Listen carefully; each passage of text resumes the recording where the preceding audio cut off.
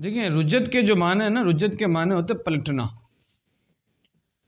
اب لوگ کہتے ہیں کہ حضرت رجت کیوں ہو جاتی ہے، کیا اس کی وجہ ہے کہ رجت ہو گئی؟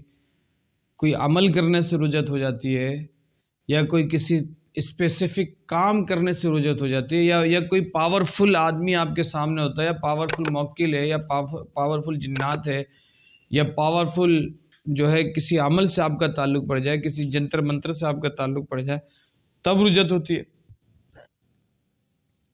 یا اپنی کسی غلطی کی وجہ سے بھی رجت ہو جاتی ہے، یا صاحب اجازت کے دیے گئے اصول و ہدایت پر عمل نہ کرنے کی وجہ سے رجت ہوتی ہے.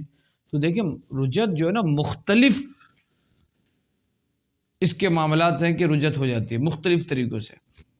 سب سے پہلے یہ بات یاد رکھیے گا کہ جب آپ اجازت کے بغیر کوئی عمل کرتے ہیں نا، مجھے کسی نے ایک عمل بھیجا کہ حضرت آپ مجھے بتائیں کہ اس عمل کو ہم کیسے کریں. وہ عمل تھا زبان بندی کا. سمجھ ہماری بات؟ اچھا وہ زبان بندی کا عمل تھا اور وہ تلسمات سفلی سے کیا جا رہا تھا. سمجھے گا بات کو میری؟ تلسمات سفلی سے اس طرح سے وہ عمل کیا جا رہا تھا کہ ایک مچھلی جو ہے وہ ان کے ہاتھ میں ہے، اور ایک زندہ مرغا وائٹ اور بلیک کلر کا وہ ان کے ہاتھ میں ہے، اور وہ تلسمات سفلی کے ذریعے کچھ اس عمل کو کر رہے تھے. اور جس طرح سے وہ سارا وہ جو ہے زبان بندی کا عمل ہوتا ہے. زبان بندی کا عمل اس طرح کہیں کہ جو مچھلی کے منہ میں بند کر کے کیا جاتا ہے، تالا لوک لگا کے کیا جاتا ہے. پھر اسی طریقے سے مٹی کا جو پیالہ ہوتا ہے اس میں بندہ 15 کا نقش لکھے، اور 15 کے نقش لکھنے کے بعد پھر جو 5 کا جو ہنسا ہے اس کے اندر انا لدینا انکالا و جہیما و طعاما ذا غصۃ و عذابا علیما. آپ زبان بندی سورہ مزمل سے بھی کر سکتے ہیں. یہ ساری چیزیں ہوتی ہیں. خیر میں آپ کو صرف بتانے کا مقصد ہے کہ وہ بندہ وہ عمل بتا رہا ہے، اب اس عمل کا تعلق جو ہے وہ سفلی سے ہے، جادو کے اعمال ہیں. لازمی بات ہے آپ نے دیکھا اور آپ نے اسی طریقے کو اختیار کیا تو وہ الٹ ہو جاتا ہے. رجت کا مطلب ہے عمل کا پلٹنا. جس طرح سے کفر پلٹتا ہے نا کہ حضور صلی اللہ علیہ وسلم نے فرمایا کہ اپنے بھائی کو کافر نہ کہو، اگر وہ کافر نہ ہوگا تو تم ضرور کافر ہو جاؤ گے. تو اسی طرح سے عمل بھی پلٹ جاتا ہے بندے کے اوپر کہ اگر وہ بغیر کسی کی اجازت کے، شیخ کی اجازت کے بغیر، آج ہمارے لوگ دیکھتے ہیں نا کہ یار یہ عمل اچھا ایسے کرنے سے، وہ میرے بھائی آپ اپنے شیخ کی اجازت سے عمل کریں، شیخ کے دیے ہوئے وظائف اور اعمال پر توجہ رکھیں، اسی کی برکت سے آپ کے سارے معاملات حل ہونے. تو عمل اس وجہ سے ہی پلٹتا ہے. پھر دوسرا یہ ہوتا ہے کہ کچھ اعمال ایسے ہوتے ہیں جن کو ایک قاعدہ قانون کے تحت کیا جاتا ہے. اس کے قاعدہ قانون ہے کہ بھئی اسی طرح سے کیا جائے گا. جس طرح سے کچھ جنات کو حاضر کرنے کے لیے موکلات بعمل موکلات کا ہوتا ہے، تو بھئی اس میں یہ کہا جاتا ہے کہ 5 قسم کے پھول رکھیں، 5 قسم کی اگربتیاں بخور ہونے چاہیے، 5 قسم کی مٹھائیاں ہونی چاہیے، 5 قسم کے آپ کے پاس عطر ہونے چاہیے. پھر آپ کو دیے گئے ایک تعداد کے مطابق ترک جمالی جلالی کے ساتھ وہ وظیفہ پڑھنا ہے. جو ہے وہ آپ کا کو جو بیٹھنے کا مقام ہے، ریاضت کا جو مقام ہے وہ خاص ہونا چاہیے، سمندر کا پانی ہونا چاہیے، ساری چیزیں. اب اس میں سے کوئی اصول آپ چھوڑتے ہیں نا تو گویا کہ یہ ایسا ہی ہے کہ آپ نے کسی کو دعوت دی اور دعوت کا اہتمام آپ نے نہیں کیا، اور جب آپ نے اہتمام نہیں کیا تو پھر ہوتا کیا ہے کہ اس کا ریئیکشن پھر آپ پر آنا شروع ہو جاتا ہے، پھر بندہ رجت میں آتا ہے. اسی طرح سے جب بندہ کوئی شر کا کام کر رہا ہوتا ہے، سمجھ میں آ رہی بات، ظلم کا کام کرتا ہے. جس طرح سے آج کل ہوتا ہے نا کہ ہمارے پاس ہم بہت سارے ایسے کیس آتے ہیں کہ حضرت ساس آگے کہ میرے بہو کے لیے ایسا کر دیں، بہو آگے کہ میرے ساس کے لیے ایسا کر دیں، نندوں میں ایسا مسئلہ ہو جائے تو وہ مسئلہ ہو جائے. تو ان مسائل کے اندر تو آپ کو بالکل بھی یہ بات یاد رکھیے گا کہ غیر شرعی کام کرنے کی اجازت نہیں ہے، بالکل بھی اجازت نہیں. اگر کوئی آپ کو ایسا پریشان بھی کر رہا ہے تو آپ بس اس کو معاملہ یہ کہ اس کو سمجھا دیں، شریعت کی تعلیمات دے دیں، اس کو صحیح وے پہ اس کو گائیڈ کر دیں اور کہتے ہیں کہ اللہ خیر کرے گا، بس ٹھیک ہے. تو اس کی وجہ سے بھی پھر آپ پر رجت ہوتی ہے.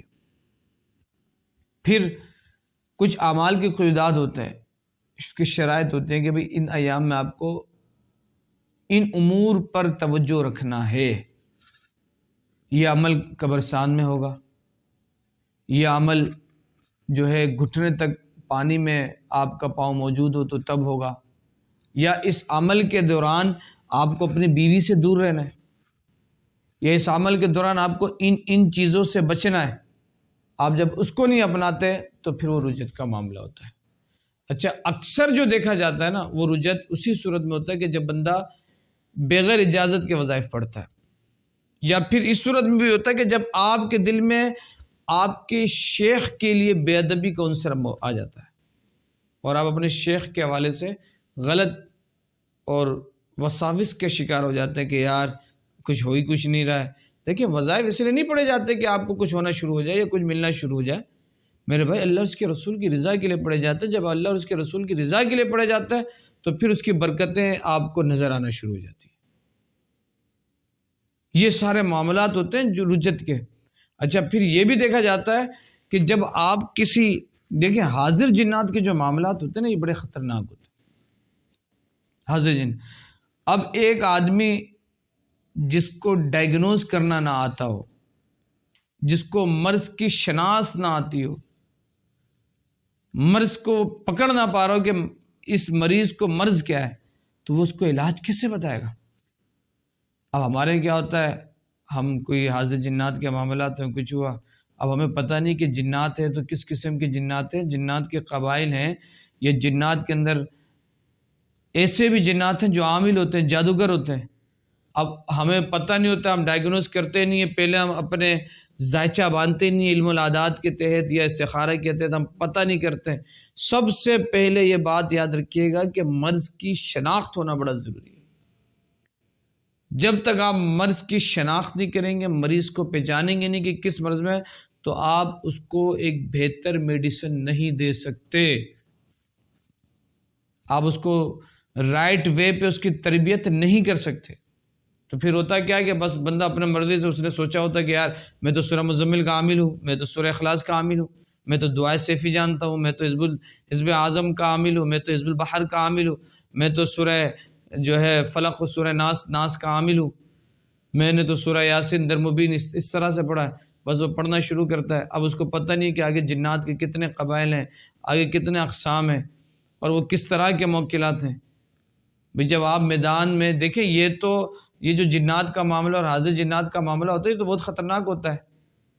بظاہر کسی سے لڑائی کرنا، قتل کرنا، وہ ایک الگ معاملہ ہے، دشمن آپ کے سامنے ظاہر ہے۔ ادھر تو دشمن ظاہر ہی نہیں ہوتا، یہ تو ظاہر آدمی کا چھپے ہوئے مخلوق سے ایک مقابلہ ہوتا ہے۔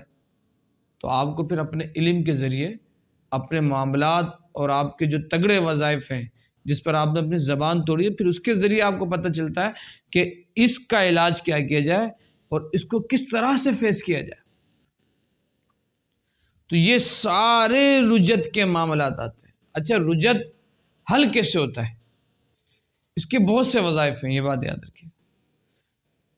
لیکن میں آپ کو ایک بات بتا دوں کہ آپ جب شیخ سے رابطے میں تو آپ کی رجت حقیقی معنوں میں آپ کا شیخ ہی ختم کر سکتا ہے، شیخ ہی ختم کر سکتا ہے، کیونکہ دینے والا بھی وہی تھا۔ اور آپ کو دوبارہ جس طرح سے آئی ڈی یا پاسپورٹ ایکسپائر ہوتا ہے، تو جو پاسپورٹ پرووائڈ کرنے والے محکمہ ہوتے ہیں، جو آئی ڈی پرووائڈ کرنے والے جو ہے ادارے ہوتے ہیں، وہی ہمارے دوبارہ آئی ڈی کو رینیو کرتے ہیں۔ بات سمجھے گا؟ تو اسی طرح سے صاحب اجازت کی اجازت سے ہم عمل کریں، اگر اس میں رجت آ گئی اور شیخ کی طرف سے یا بے ادبی کی طرف سے کوئی بھی اس طرح کا معاملہ ہے، تو آپ کو چاہیے کہ آپ فوراً اپنے شیخ سے رابطہ کریں۔ اگر شیخ بظاہر حقیقی موجود ہیں تو ان سے فون میں جس طرح سے وہ رابطہ کریں، نہیں ہے تو مراقبے میں مراقب ہو جائیں۔ 1 دن 2 دن 3 دن 10 دن آپ دیکھیں کہ ایک نہ ایک دن آپ کو کی طرف مدد کا آنا شروع ہو جائے گا۔ اور اس کے ساتھ ساتھ جب ایسی کیفیت ہو نا کہ بندے کو لگ رہا ہو کہ یار میں رجت کے معاملے میں آ گیا ہوں، یا میرا عمل کام نہیں کر رہا ہے، تو اس کو چاہیے ایک اسم ہے اور یہ ہر قسم کے رجت کو ختم کرتی ہے، وہ یہ یا اللہ یا باسط یا فتاح، یا اللہ یا باسط یا فتاح، پانی میں دم کر کے پی لے، آب زمزم میں دم کر کے پی لے، اور 3 لونگ میں دم کرے اور اس لونگ کو اچھی طرح سے چبائے کہ اس لونگ کا پانی پورے منہ میں اور پیٹ میں داخل ہو۔ یہ بالکل ایک سریع العصر اور آسان سا عمل ہے جو رجت کو ختم کرتی ہے. لیکن میں نے سب سے پہلے آپ کو ایسے رجت کے اور بھی کئی اعمال ہیں کہ جس کو ہم اختیار کریں تو رجت سے نکل سکتے ہیں. لیکن میں آپ کو سب سے پہلی بات بتاؤں کہ آپ اپنے شیخ سے رابطے میں رہیں. جب آپ ان سے رابطے میں رہیں گے اور ان سے یہ چیزیں ڈسکس کریں گے تو ان سے جب آپ کا ڈسکس کرنا ہوگا آپ دیکھیں گے کہ اللہ تبارک و تعالیٰ اسی کے صدقے آپ کے سارے معاملات حل فرما دے گا.